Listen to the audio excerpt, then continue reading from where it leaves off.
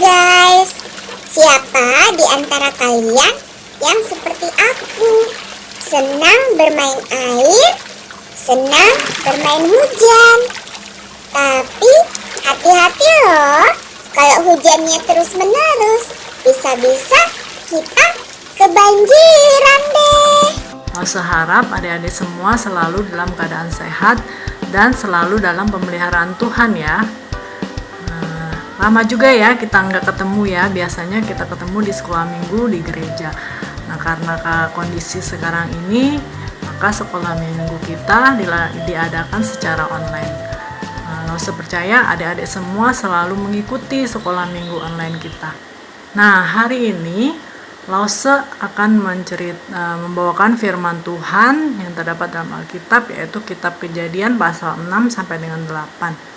Nah, ceritanya hari ini tentang Bahtera Nuh. Nah, sebagian adik-adik mungkin sudah pernah mendengar tentang Bahtera Nuh ya. Nah, apa itu Bahtera? Bahtera itu seperti perahu yang sangat besar. Nah, pada waktu itu jumlah manusia di bumi sudah sangat banyak. Tetapi kecenderungan hati mereka selalu dipenuhi dengan kejahatan dan penuh dengan kekerasan. Nah, hal ini membuat Tuhan sedih dan membuat Tuhan menyesal telah menciptakan manusia. Maka Tuhan berfirman, "Aku akan menghapuskan manusia yang telah kuciptakan itu dari muka bumi, baik manusia, hewan, dan binatang-binatang melata dan burung-burung di udara. Sebab aku menyesal bahwa aku telah menjadikan mereka." Nah, Tuhan memutuskan untuk mendatangkan air bah untuk memusnahkan segala yang hidup di muka bumi. Tetapi ada satu orang yang mendapat kasih karunia di mata Tuhan. Nah, dia bernama Nuh.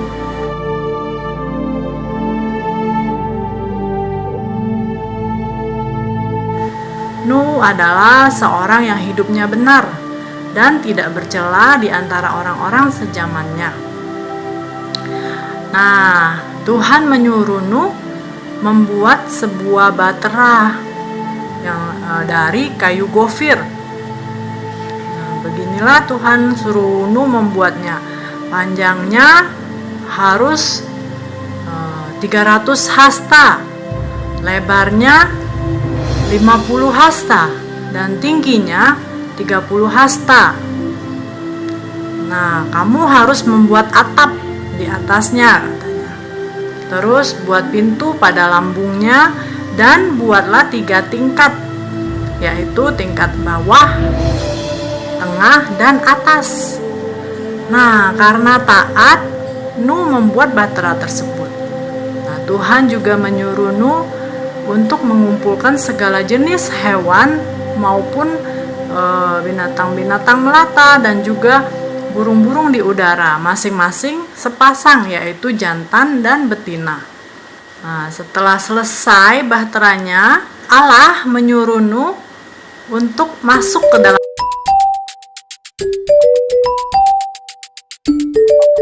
Terus Allah juga menyuruh Nuh untuk menyiapkan segala apa yang diperlukan selama mereka di dalam bahtera tersebut. Nah, contohnya makanan-makanan ya, agar mereka tidak kelaparan di dalam bahtera nantinya.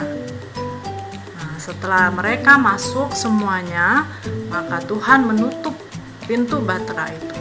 Setelah 7 hari kemudian, hujan turun dengan sangat lebat. Hujannya turun selama 40 hari 40 malam adik-adik.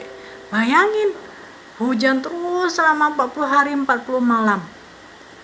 Bagaimana airnya bisa ditampung? Kemudian air-air dari samudra dan juga danau-danau meluap sehingga bumi dipenuhi dengan air. Bahkan gunung yang tertinggi sekalipun itu terendam oleh air bah tersebut.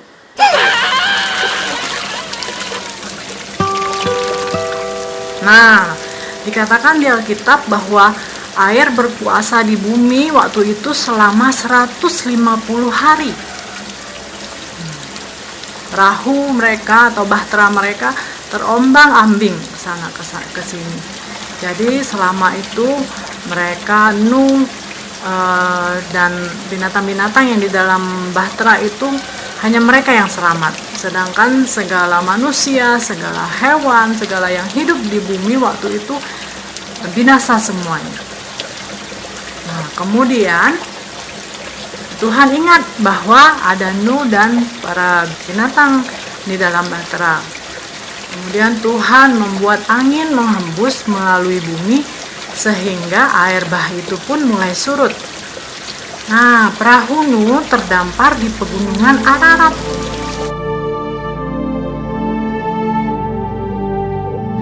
Nah, kemudian Nuh mulai melepaskan seekor burung untuk melihat apakah bumi sudah kering airnya. Kemudian burung merpati dilepaskan dan ternyata burung tersebut tidak kembali. Dan itu pertanda bahwa air di bumi itu sudah kering. Nah, kemudian Nuh membuka pintu perahu dan mereka semua keluar daripada perahu tersebut. Nah, setelah itu Nuh mendirikan mezbah untuk mengucapkan syukur kepada Tuhan bahwa mereka masih selamat. Dan waktu itu Tuhan juga berjanji bahwa Tuhan tidak akan mendatangkan lagi air bah yang sama seperti yang dulu ia lakukan pada zaman Nuh.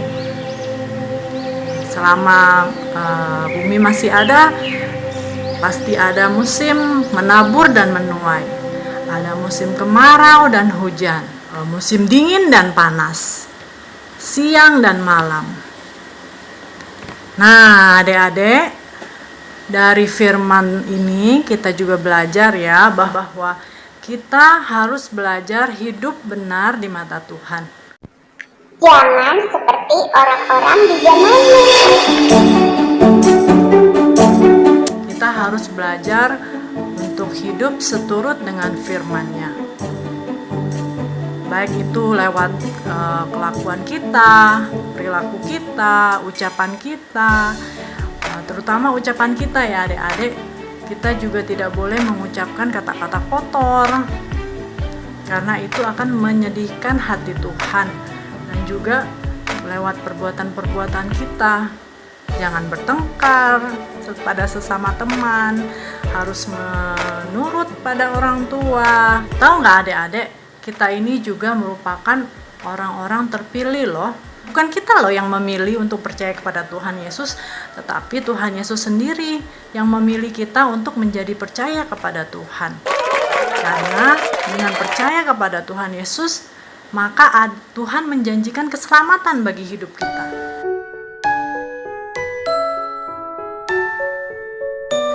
Nah, kita juga harus berdoa buat saudara-saudara kita maupun buat keluarga besar kita, agar Tuhan juga menjamah setiap hati mereka dengan kuasa Roh Kudus, agar suatu hari nanti mereka juga boleh percaya kepada Tuhan dan hidup mereka juga boleh diselamatkan. Nah, adik-adik, semoga firman Tuhan kali ini boleh menguatkan setiap kita, agar kita selalu berbuat seturut dengan firman-Nya. Kita sama-sama belajar ya untuk bisa menyenangkan hati Tuhan. Nah, sampai jumpa adik-adik. Tuhan Yesus memberkati. Dadah. Adik-adik, firman-Nya tadi bagaimana? Luar biasa ya. Nah, seperti biasa, kita ada ayat hafalan loh. Ayo ikutin langsung ya. Amsal 19 ayat 16. Siapa berpegang pada perintah memelihara nyawanya, tetapi siapa menghina firman akan mati. Nah, ikutin langsung ya adik-adik. Sekali lagi, udah tahu kan? Amsal 19 ayat 16. Siapa berpegang pada perintah memelihara nyawanya, tetapi siapa menghina firman akan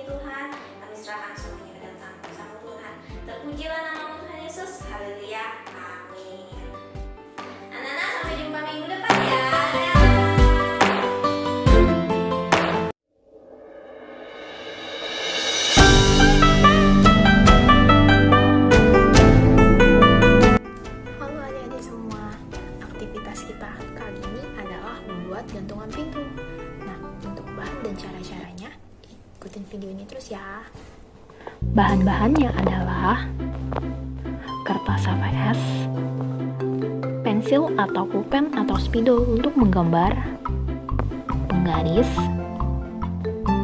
pensil warna atau krayon untuk mewarnai, dan lem serta gunting.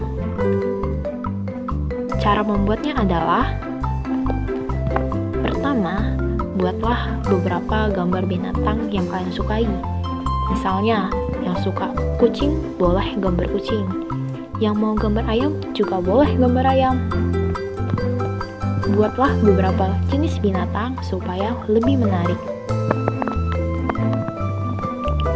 Oke, kalau sudah, buatlah sebuah persegi panjang.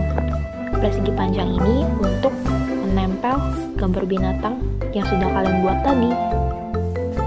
Ukurannya disesuaikan dengan gambar-gambar binatang yang sudah kalian buat. Di bagian atasnya, gambar juga sebuah ombak. Selanjutnya, buatlah sebuah gambar bahtera atau kapal yang besar. Contoh gambarnya seperti ini. Tetapi kalian bisa membuat gambar bahtera sesuai yang kalian inginkan. Kemudian gambarlah sebuah pelangi dengan kedua awan di ujungnya. Lalu saatnya mewarnai. Kalau sudah selesai, guntinglah gambar-gambar tadi. Mintalah bantuan orang yang lebih dewasa supaya hasilnya lebih rapi. Kalau sudah digunting, kurang lebih begini hasilnya. Langkah terakhir adalah menempel. Pertama, tempel gambar binatang ke bagian yang berbentuk persegi panjang.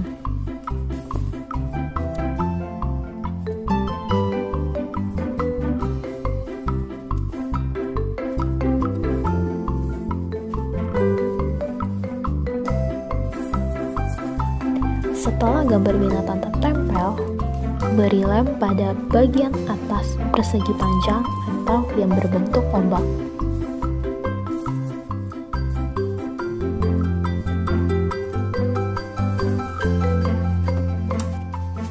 Tempellah gambar tersebut di bagian bawah bahtera.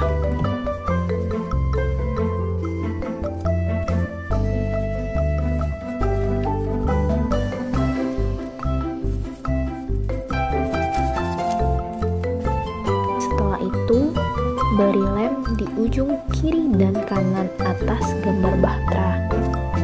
Lalu tempelkan di tengah-tengah gambar pelangi, tepatnya di antara gambar kedua awan.